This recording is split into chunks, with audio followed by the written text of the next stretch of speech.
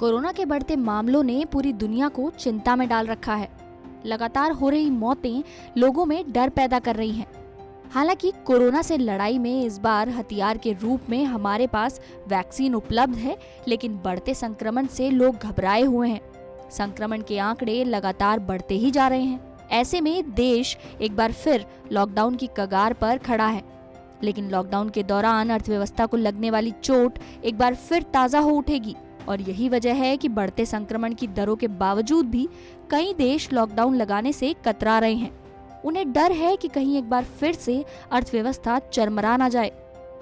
लेकिन भारत के कृषि सेक्टर के लिए ये कोरोना काल कहीं ना कहीं फायदेमंद साबित हुआ है। कोरोना काल में भारत के कृषि क्षेत्र से अर्थव्यवस्था को बड़ा सहारा मिला है। हर सेक्टर पर कोरोना में नेगेटिव असर देखने को मिल रहा है, लेकिन कृषि सेक्टर ने रिकॉर्ड ग्रोथ हासिल की है। इस दौरान भारत ने एग्री एक्सपोर्ट को भी कम नहीं होने दिया है।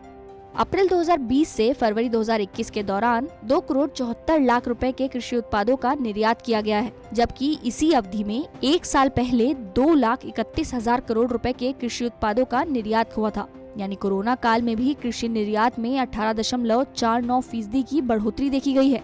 कृषि एक्सपोर्ट में बढ़ोतरी भारत के लिए अच्छा संकेत है। इससे विदेशी पूंजी भारत में तो आएगी ही साथ ग्रामीण भारत को बड़ा फायदा होगा। कृषि एक्सपोर्ट में बढ़ोतरी की वजह दुनिया के कई देशों में भारत के उत्पादों की डिमांड में बढ़ोतरी को माना जा रहा है। जहां भारत के कृषि उत्पादों की सबसे ज्यादा मांग रही, उनमें Brazil, Chile, Puerto Rico, Togo, Senegal, Malaysia, Madagascar, Iraq, Bangladesh, Mozambique, Vietnam और तंजानिया शामिल है। भारत के गेहूं और बासमती चावल की सबसे ज्यादा डिमांड है।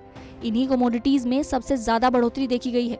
गेहूं के निर्यात में 727% की बढ़ोतरी हुई है, जबकि गैर बासमती चावल के निर्यात में 132%, सोया मिल के निर्यात में 132%, मसालों के निर्यात में 11.44%, चीनी के निर्यात में 39.64% और कपास के एक्सपोर्ट में 68% की बढ़ोतरी हुई है। इन आंकड़ों से साबित होता है कि भारत के ज्यादातर कृषि उत्पादों का एक्सपोर्ट तेजी से बढ़ा है।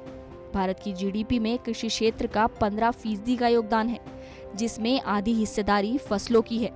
चालू कारोबारी साल में एग्री सेक्टर की अच्छी ग्रोथ की उम्मीद है, क्योंकि इस साल मॉनसून काफी अच्छा रहने वाला है। आईएमडी का अनुमान है कि मॉनसून लंबी अवधि में औसत का 98% रहेगा, जो कृषि क्षेत्र के लिए एक अच्छी खबर है। अच्छा मॉनसून होगा तो कृषि की पैदावार भी अच्छी होगी। पैदावार अच्छी होगी तो किसानों के साथ साथ इकोनॉमी को भी फायदा होगा। यानी पिछले साल की तरह इस साल भी कृषि क्षेत्र अर्थव्यवस्था के लिए बड़ा सहारा बनेगा।